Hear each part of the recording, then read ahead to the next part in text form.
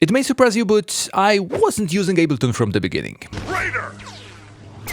But once I switched to live, I realized there is one feature that still puts it years ahead of competition, no matter the updates they have. Although built-in stem separation is pretty darn cool. Traitor!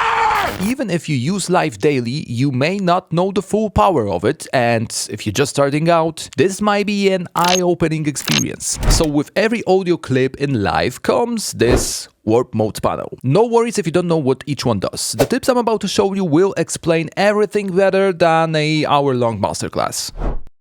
I hope so. So with something like this, instead of reaching for compressor, transient shaper, even the poor man's versions of it, you should switch warp mode to beats. By default it's set to transients, the ones you can see as gray arrows up here, and for now let's just leave it like that. But change the mode to this one, which means the one-shot mode, and start decreasing the envelope.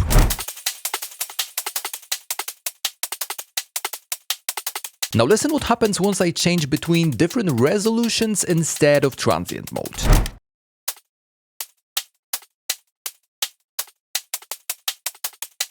I wish there was an option to automate this, just like you can automate the envelope. Wait a minute! Now let's play with the length of this loop to make a simple drum loop variation. Just leave this one like that, but for the second one, maybe try to double the time. Switch to transients. Another warp mode to try is the repitch one, but as the name suggests, it changes the pitch if the loop is actually longer.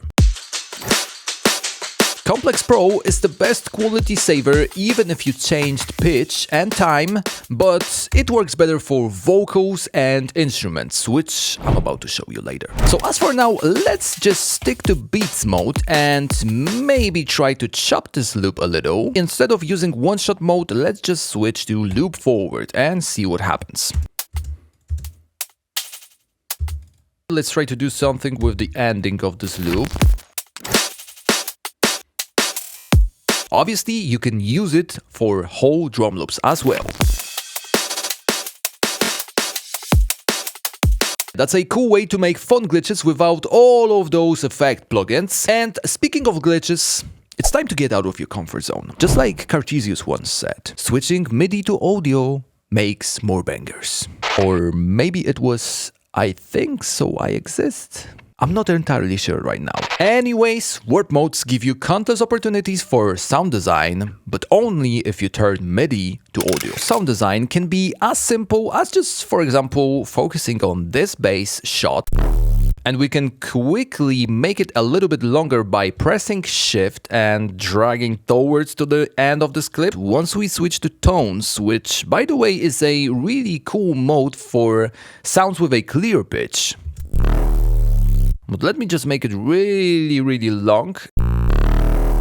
Nice! So maybe I can mute this bass part and then just align it. As we have something like this here, we can obviously still consolidate this clip and edit it a little bit more. Maybe just try beats one more time. Needs a little bit of work, but we can all agree that it sounds cooler than just a MIDI part of it.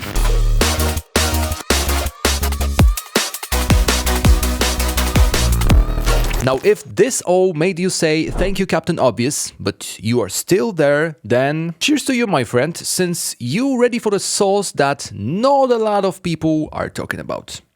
Let me just drink it real quick. Goodness gracious. It's a good moment to click the like button, since you may want to rush and open live to try this tip later. So as I said before, you can only switch things with drop-down menu, but those are sliders, so it will be cool to automate those, right? Well, not in the older version of Live, but in 12. If I need to be honest with you, those automations work a little bit clunky for me, since once you, for example, have those in 0 or 8 in this example, once you will try to automate something, it doesn't work. So the only way to make it work as for right now is that you need to have envelope or basically any other slider up to 100%. Now maybe we can try something here. And yeah, then try to do something with formants. A second cool thing you may not know about is that if you have a looping part like this vocal chop here and you want to apply the same adjustments for the second part, simply all you got to do is to unlink this panel. Then obviously you're left with only the automations you made, and now once you drag those brackets here, and let's just drag them to the half of our arrangement, basically the audio clip arrangement. Why it doesn't work? So you need to loop it at first.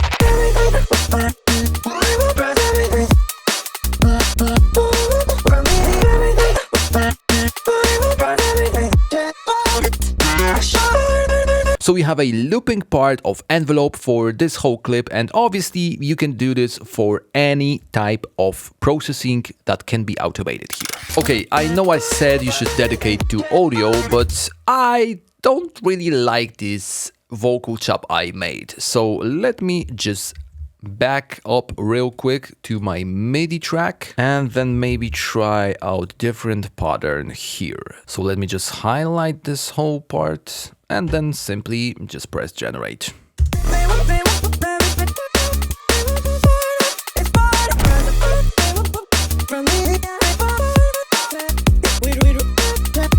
Oh, you had no idea you can do this with MIDI tools, right?